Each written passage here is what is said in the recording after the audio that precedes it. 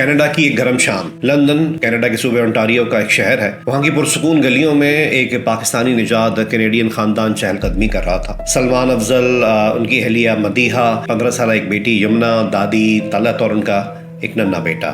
لیکن جون 2021 کی شام دہشت ناک منظر میں بدل گئی۔ ایک تیز رفتار ٹرک، ایک درندہ صفت شخص اور ایک ہی لمحے میں یہ پوری 3 نسلیں مٹ گئی۔ صرف 9 سالہ فیض چوٹوں سے جوجھتا ہوا بچ گیا۔ پولیس نے بعد میں بتایا کہ کوئی حادثہ نہیں تھا، کوئی ٹریفک حادثہ نہیں تھا، یہ ایک خونی شکار تھا اور ان کو اس وجہ سے شکار کیا گیا کیونکہ ان کی شناخت مسلمان گھرانے کی تھی۔ اس خونی ٹرک کا ڈرائیور ایک سفید فام نتھینیل ویلٹمن تھا۔ اس کی عمر صرف 22 سال تھی، لیکن اس کے دل میں سفید فام برتری کا زہر بھر دیا گیا تھا۔ پروسیکیوٹر کے مطابق وہ باڈی آرمر پہنے ہوئے تھا، سینے پر صلیبی جنگوں والا ایک نشان اس نے لگایا ہوا تھا اور ذہن میں صرف ایک ہی سوچ تھی کہ کسی طرح مسلمانوں کو کینیڈا میں آنے سے روکا جائے یا جو موجود ہیں ان کو ختم کر دیا جائے۔ اس سفید فام ڈرائیور نے اس شام اس خاندان کو دیکھا کہ وہ چہل قدمی کر رہے ہیں، روایتی پاکستانی لباس سے پہنی خواتین اس کو نظر آئیں اور سیدھا ٹرک اس نے ان تمام لوگوں پر چڑھا دیا۔ ٹکر اتنی خوفناک تھی کہ ان متاثرین کے کپڑے ٹرک کے فرنٹ سائڈ پر چپکے ہوئے پائے گئے۔ پولیس اسے صاف الفاظ میں نفرت پر مبنی دہشت گردی کا واقعہ قرار دے رہی تھی۔ We believe that this was an intentional act and that the victims of this horrific incident were targeted.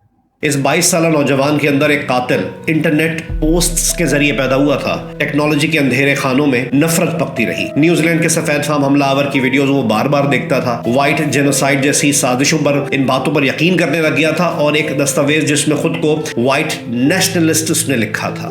Us case کی عدالت میں سنوائی کے دوران جو جج اس کیس کو سن رہے تھے ان کے الفاظ یہ تھے کہ یہ جرم مسلمانوں کے خلاف ایک اعلان جنگ تھا۔ نومبر 2023 میں اس ٹرک کا ڈرائیور جس کا نام ویلٹمن تھا وہ 4 افراد کے قتل اور ایک اقدام قتل میں قصوروار قرار پایا اور فروری 2024 میں اسے 5 بار عمر قید کی سزا سنائی گئی اور اگلے 25 سال تک وہ پیرول پر رہا نہیں ہو سکتا تھا، یہ اس فیصلے میں لکھا گیا۔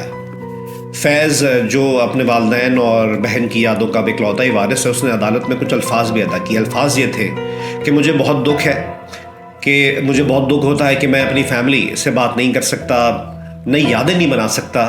اس نے بچوں کے لیے ایک ایسا جملہ کہا عدالت میں جو ہر آنکھ پرنم کر گیا۔ جملہ یہ تھا کہ اگر آپ اپنے بہن بھائیوں سے بہت لڑتے ہیں اور somehow کسی پوائنٹ پہ آپ اس لڑائی جھگڑے کی وجہ سے نفرت کرنے لگ گئے ہیں تو مجھے دیکھیں، میں آج چاہتا ہوں کہ کاش میں ایک بار اپنے بہن بھائیوں سے آخری بار جھگڑا کر سکوں۔